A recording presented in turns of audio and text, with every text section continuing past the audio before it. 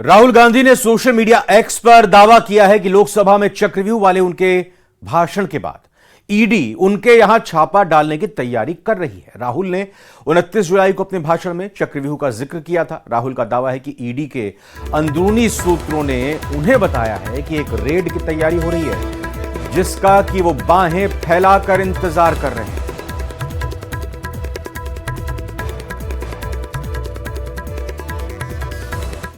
और राहुल गांधी के आरोपों पर केंद्रीय मंत्री गिरिराज सिंह और शिवराज सिंह चौहान ने पलटवार किया। शिवराज सिंह चौहान ने चक्रव्यूह की चर्चा करते हुए महाभारत के शकुनी की याद दिलाई, तो वहीं गिरिराज सिंह ने राहुल से पूछा कि यह जानकारी उन्हें कहां से मिली। मैं समझता हूं देश का दुर्भाग्य है जो राहुल गांधी संवैधानिक पद पर एलओपी हैं। सदन चल रहा है, सदन के अंदर तो झूठ बोलते ही हैं, सदन के बाहर भी भ्रम फैलाने का काम किए हैं। उन्हें चुनौती देता हूं कि वो बताएं कि कौन अधिकारी उनको फोन किया है। ये शर्मिंदित हैं, दुनिया से जात का पूछते, अपना जात बचाने से भाग रहे हैं। ये शर्मिंदित होकर के दुनिया में भ्रम फैलाने का काम, इससे बड़ा झूठा कोई आज तक एलओपी नहीं पैदा लिया है। उपसभापति जी हम किसी को छेड़ते नहीं है, लेकिन अगर कोई छेड़ दे तो फिर छोड़ते भी नहीं। इसलिए मैं वहीं से आरंभ करना चाहता हूं। बेहतर होता वो आज यहां उपस्थित होते। माननीय उपसभापति जी, उनको याद भी आए तो शकुनी याद आए। शकुनी, चौपड़, चक्रव्यूह, और इन सारे शब्दों का संबंध है अधर्म से। जाकी रही भावना जैसी, प्रभु मूरत देखी तुम तैसी। शकुनी मतलब छल, धोखे और कपट के प्रतीक थे। चौपड़ में तो धोखे से ही हराया गया था। और चक्रव्यूह मतलब फेरवार नहीं, घेर के मारना। अब कांग्रेस को क्यों चक्रव्यूह, सकनी, चौपड़ ये याद आते हैं। माननीय उपसभापति जी, जब महाभारत काल में हम जाते हैं तो हमें तो भगवान श्री कृष्ण याद आते हैं। यदा यदा ही धर्मस्य ग्लानिर्भवति भारता अभ्युत्थानम धर्मस्य तदात्मानं सृजाम्यहम् परित्राणाय साधूनां विनाशाय च दुष्कृताम धर्म संस्थापनार्थाय संभवामि युगे युगे। हमको तो कन्हैया याद आते। जब जब धर्म की हानि होगी, अधर्म बढ़ेगा, पाप बढ़ेगा, अत्याचार अनाचार बढ़ेगा, तब तब धर्म की रक्षा और अधर्म के नाश के लिए मैं बार बार आऊंगा, ये भगवान श्री कृष्ण ने कहा था। लेकिन अनीति और अधर्म किसने किया? ठगी किसने की? माननीय उपसभापति जी, कांग्रेस के डीएनए में ही किसान विरोध है, मैं ये कहना चाहता हूं।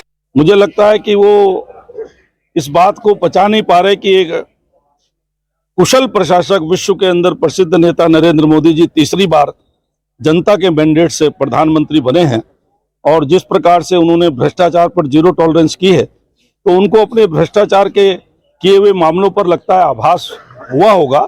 अगर ऐसा होने वाला है तो उन्होंने उसको व्यक्त किया है, अपने डर को व्यक्त किया। भाजपा के डीएनए में तानाशाही देख रहा था। उस दिन इतना तिलमिला रहे थे चक्रव्यूह के भाषण में। 2 बार प्रधानमंत्री जी अपने स्वभाव के विपरीत खड़े हुए, डिस्टर्ब कर रहे हैं। 2 बार गृह मंत्री जी और फिर 2 बार राजनाथ जी। जो बची खुदी चुनाव में इज्जत थी भाजपा की, 303 से 240 पे आ गई। इसमें 40 बेईमानी की निकाल दो तो 200 सीटें बची। उत्तराखंड के केदारनाथ में पैदल मार्ग पर बादल फटने और लैंडस्लाइड के बाद कई पैदल यात्री प्रभावित हुए। कई पैदल रास्ते तबाह हो चुके हैं। इस दौरान कई तीर्थयात्री भी फंस गए। जिनका लगातार रेस्क्यू किया जा रहा है। तस्वीरें आप अलग अलग देख सकते हैं। 8 तस्वीरें इस वक्त आपकी टीवी स्क्रीन पर हैं। गुरुवार से अब तक करीब 6000 लोगों का रेस्क्यू किया जा चुका है। रेस्क्यू अभियान के दौरान आज हेलीकॉप्टर की भी मदद ली गई। आज लिंचोली से रेस्क्यू अभियान चलाया गया, शुरू किया गया। साथ ही केदारनाथ धाम में फंसे यात्रियों के रेस्क्यू के लिए सेना का MI-17 और चिनूक हेलीकॉप्टर्स का सहारा लिया जा रहा है। केदारनाथ आपदा में राहत और बचाव कार्य में SDRF के साथ ही NDRF की टीमें भी जुटी हुई हैं। इस आपदा के बीच न्यूज 18 की टीम भी उस स्थान पर पहुंची जहां बादल फटने और लैंडस्लाइड की घटना हुई थी।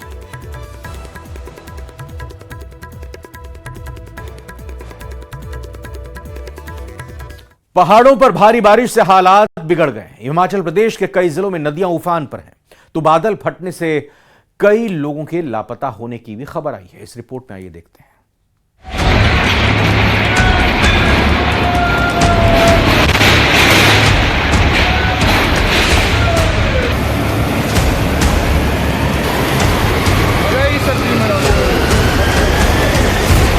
हिमाचल में बारिश का विस्फोट।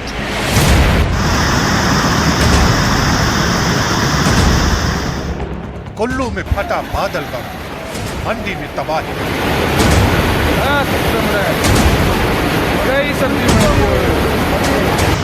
लहरों का कोहराम, हिमाचल में त्राहिमाम।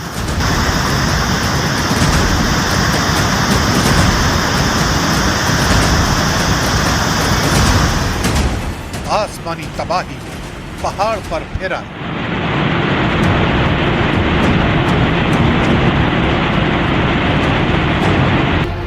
बादलों की दहाड़, मुसीबत में पहाड़।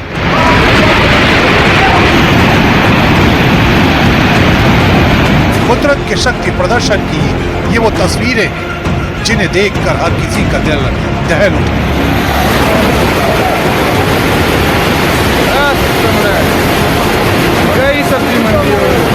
लहरों ने ऐसा कहर बरपाया कि देखते ही देखते एक विशालकाय इमारत इन लहरों में समा गई।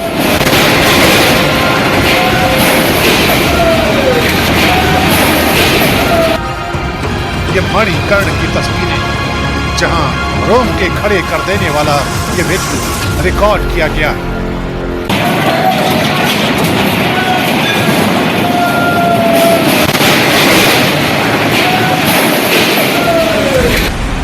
देखिए कैसे मूसलाधार बारिश के बाद आए सैलाब ने इस इमारत को ली लिया। ये मंडी के ही पंडोह बाजार की तस्वीरें हैं जहां ब्यास नदी का पानी लोगों के घरों तक शिकंजा कसने लगा है। आलम ये हो चुका है कि डरे सहमे लोग सुरक्षित ठिकानों को तलाश रहे हैं और प्रशासन की तरफ से लगातार लोगों को सावधान रहने की हिदायत दी जा रही है। सनसनाती लहरें जिस रास्ते से होकर गुजरी वहां एक झटके में सब कुछ तबाह हो गया। कुल्लू से आई ये तस्वीरें इस बात की गवाही देती हैं कि जब कुदरत कोहराम मचाती है तो सब कुछ अपने साथ ले जाती है।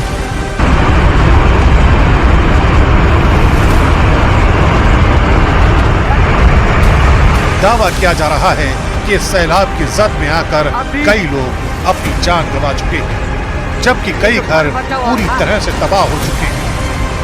सभी लोगों से निवेदन है, मलाना डैम फट चुका है, कृपया नदी नालों से दूर जाएं।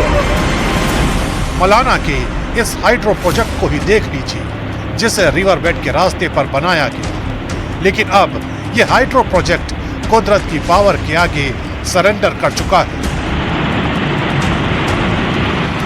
खबर है कि पहले बादल फटा और फिर डैम की दीवारें जवाब दे गई, जिसका असर यह हुआ कि पल भर में सब कुछ सैलाब की लहरों में समा गया।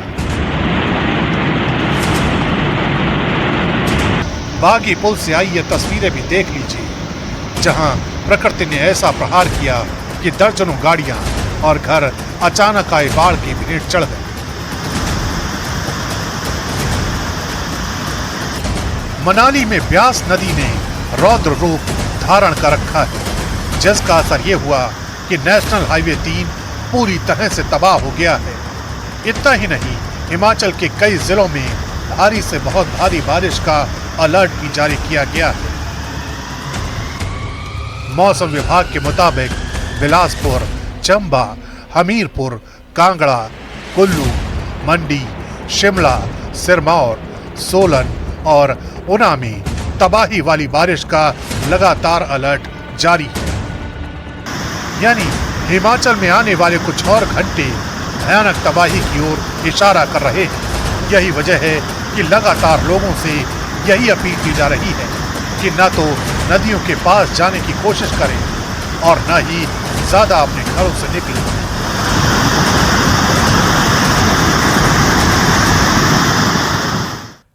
स्पेशल रिपोर्ट में फिलहाल इतना ही। आगे देखिए म्हारो राजस्थान।